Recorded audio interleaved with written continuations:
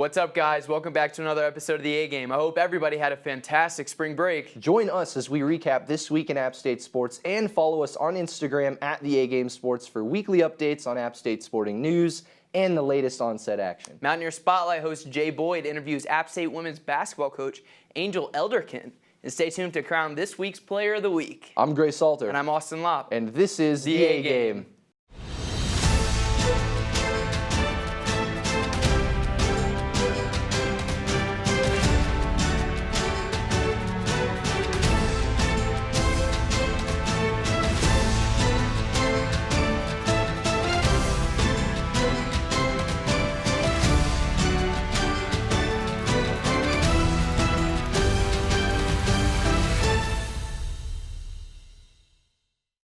The App State men's basketball team defeated Troy 72-64 on Thursday at the Holmes Convocation Center. Mountaineer Tyrell Johnson scored a team-high 16 points with 4 rebounds and 2 blocks. The win also secured App State a spot in the Sun Belt postseason tournament. The biggest storyline of the day, however, came from none other than Ronshad Shabazz, who became the all-time leader in field goals made in App State program history, passing Don King's previous record of 700 field goals. App State returned to action on Saturday, falling short against South Alabama on senior night. Mountaineer Justin Forrest led the team with 21 points and 4 assists. App State struggled without Isaac and Tyrell Johnson, who were unable to play. Both are expected to be ready for the beginning of the Sun Belt tournament, though. The Mountaineers will return to action against Louisiana Monroe on Tuesday in the first round of the 2019 Sun Belt tournament. And Gray, you mentioned a little bit earlier, but Ronshad Shabazz has a monster week. Do you want to dive into him a little bit more? Yeah, absolutely. Monster week for Ronshad Shabazz. Monster month for Ronshad Shabazz. He's been playing some great basketball lately. Doesn't necessarily reflect in the record all the time, but you know, he had 47 points 2 weeks ago in that loss to ULM, who they will play, like, as you mentioned, in that first round of the Sun Belt tournament. And then, obviously, the records for Shabazz have just, you know, the last couple games have really just started to add and add and add because he's been pretty close to hitting a lot of different marks. As you mentioned, he passes Don King for field goals made in program history. Unbelievable accomplishment for him there. He also passes the 2,000-point mark on his career this week, which is an incredible thing for Ronshad Shabazz. I mean, there's only a handful of guys in Boone who have ever done that. And he's definitely a guy who's going to be remembered here in the high country for a long time. He definitely deserves it. But overall, the App State regular season, it has come to a close. And I think that the vibe around Boone is it's just a little bit of a disappointing season. They had the same struggles away as they had last season. They went 2-12 away this year. They were solid at home, 9-5, but still some key losses. But the big issue seemed to be they relied too much on Ronshad Shabazz and Justin Forrest at times.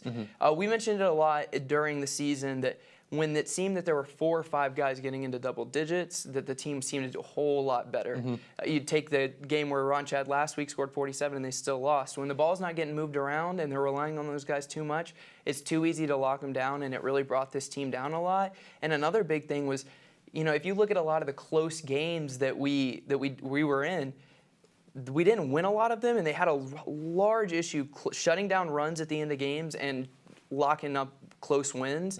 It was an issue at home, and it was an issue away, and it was probably the biggest thing that made this season such a disappointment. Yeah, definitely. You know, you talk about the fact that when they were winning games, generally more than 3 or 4 guys were scoring in double figures. I think that's a big thing to key in on because, as you mentioned, Ronshad Shabazz drops that 47-point game. They lose still. Only one other player scored in double digits. I believe it was Isaac Johnson with 13. So it does make it hard when you're not getting that extra contribution. Right. When they do, they're winning games that they maybe aren't supposed to, or they're getting those upsets.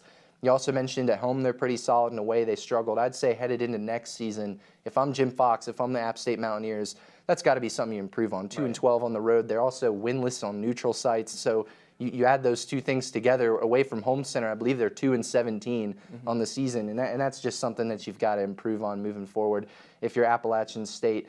And you know, taking that into, let's look at now the Sun Belt tournament game. It's coming up. App State's ready to compete in that. I mean, you know, we've talked about it on this show a lot. The regular season for the Sun Belt's one thing. As long as you get yourself into that tournament, you might have a tougher road based on your seeding, but that's where everything matters, and that's where App State sits now. They play ULM in that tournament game.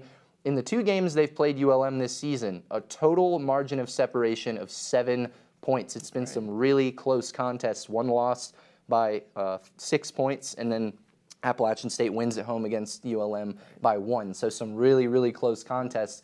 In the loss, we talked about those double-figure scoring. That's the 47-point game from Ron Schad. In the win, 5 different Mountaineers scored in double figures. Right. Justin Forrest put up a big 32-point game.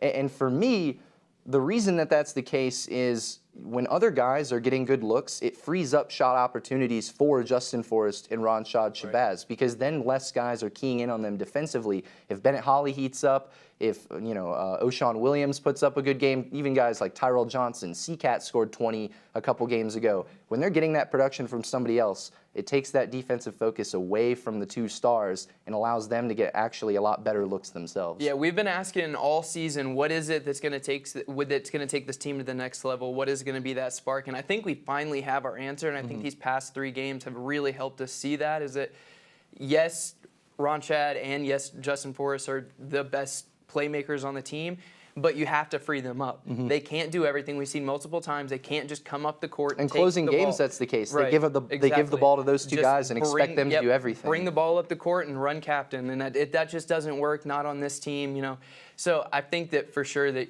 you hit it on the head.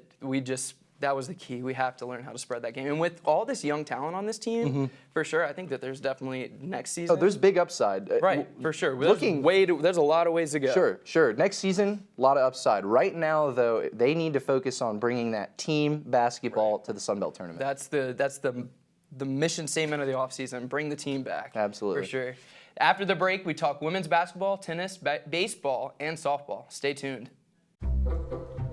They call me Maxie, but I prefer tripod. I was your above-average 4-legged homie, and then wham, bam, minivan. Some people pity me. Now that's lame. I still run, fetch, and swim. And the ladies love me. I'm the ultimate wingman. Just don't ask me to high five.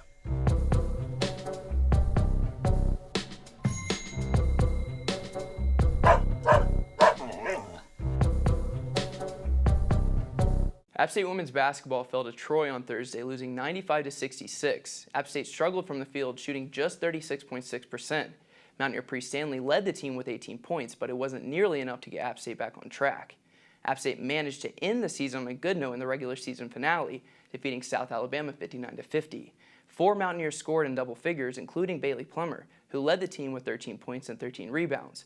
Pre-Stanley and Ashley Polasek each scored 12 points, and Lainey Gosnell finished the game with 11 points. With this win, App State earned the number 5 seed in the upcoming Sun Belt tournament and will take on the winner of Coastal Carolina and Arkansas State on Wednesday. Appalachian State baseball split the series against Gardner-Webb last weekend, falling 12-3 in the first game, but rallying with a record-setting 24-3 win in the second game of the doubleheader. The Mountaineers got back at it on Tuesday, defeating Florida Atlantic 6-3. App State went on to face the Miami Hurricanes on Wednesday, but were unable to secure that victory.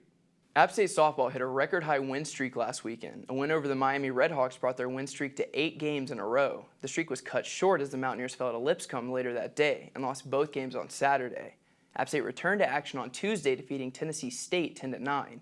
It was all tied up going into the 9th inning, and then App State scored 2 runs, bringing their lead to 10-8. The Mountaineers managed to hold Tennessee State to just 1 run in the bottom of the 9th, securing the victory.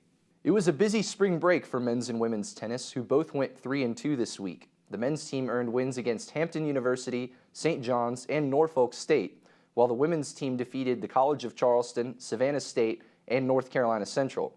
Both teams will get back to action this week, with women's tennis starting Sun Belt play this Wednesday against Coastal Carolina.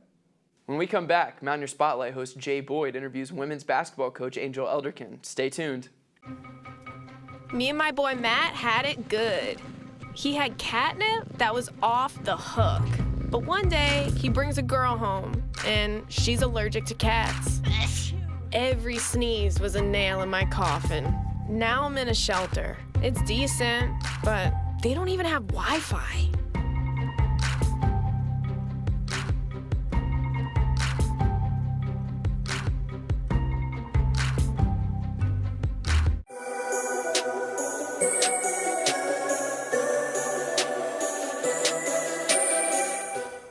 Jay Boyd here for Mountaineer Spotlight with head coach of the women's basketball team, Coach Elderkin. How you doing this season? I'm doing great.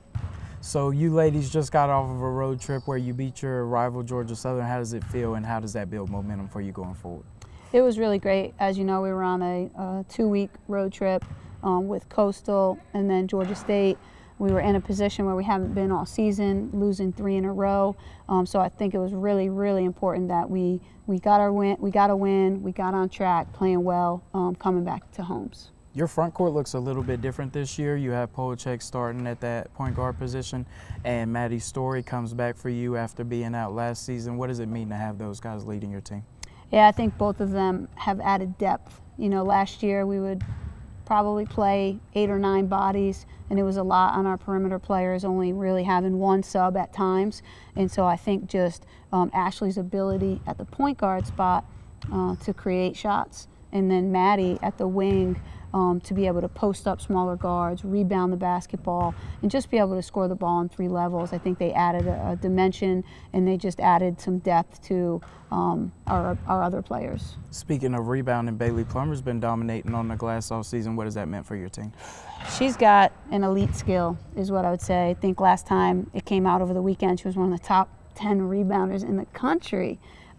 Just got great hands. I think for our defensive side of the ball, we're pretty certain that if we can force an opponent into a tough shot, that she's going to clean up the glass for us. So that's been really something we've become dependent on this season. You had a pink out game here at home just a few weeks back. What does it mean to have that game for you each year? Love it. I love the way that our community has really rallied around our program. It's rallied around our program helping cancer. I think a lot of people have been affected by cancer, myself included, and so to see our community really get behind it and help us raise money to help find a cure means a lot to me personally. You guys sit at 7-7 in the Sun Belt Conference right now. What is your outlook as you continue your season? You know, it's tough. The league right now, I think from 4th to 9th is still unknown. So I think with our players right now, we're talking about we control our own destiny. We got to take it one day at a time, one game at a time. And we got to work on controlling what we can control. You know, you can look at it and say, well, so-and-so and so-and-so, but we got to stay focused on what we can do. A lot of basketball left and a lot of opportunity for us to move up.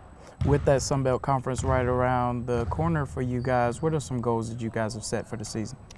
One big goal was to get to New Orleans. I mean, when you look at it, not everybody's going this year, number one.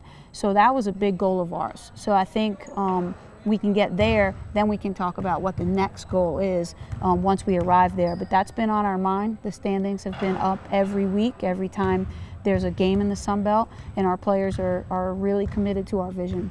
You guys have done a fantastic job, and you set yourself up for that conference. What would it mean to be able to play in that and get a 3rd consecutive postseason win?